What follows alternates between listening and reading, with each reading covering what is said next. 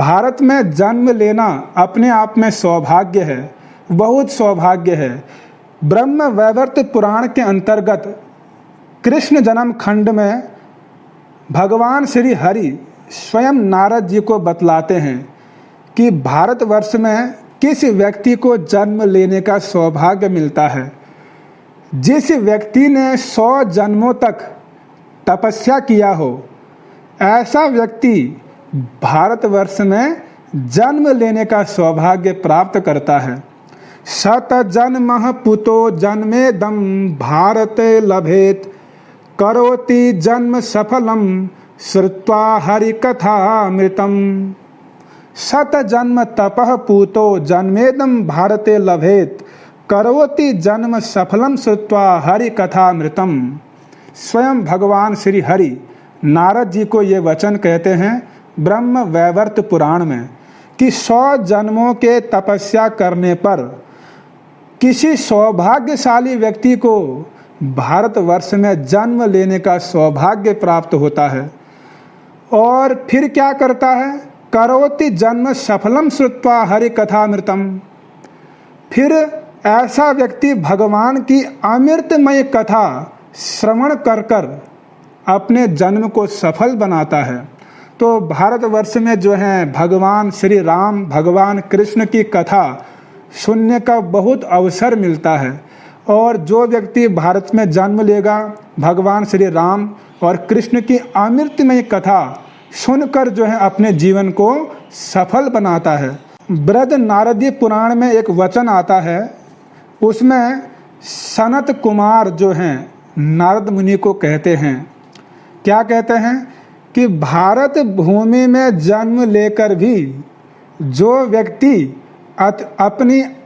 अपना आत्म कल्याण नहीं करता, वह व्यक्ति की क्या दशा होती है। इसके लिए बृहद नारदीय पुराण का आप ये वचन सुन सकते हैं। क्या कहा?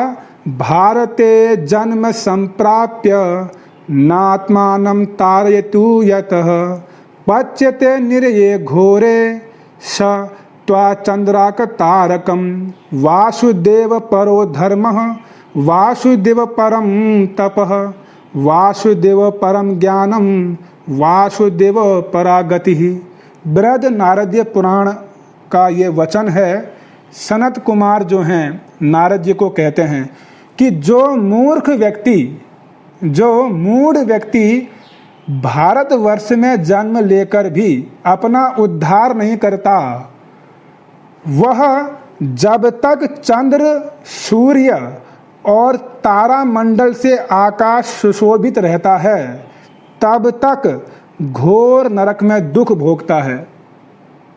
मतलब जिस व्यक्ति ने भारत में जन्म लिया है, यदि वह अपना कल्याण नहीं करता है, तो जब तक सूर्य चंद्रमा का प्रकाश आकाश में विद्यमान रहता है, उतने समय तक उसको नरक में दंडित होना पड़ेगा।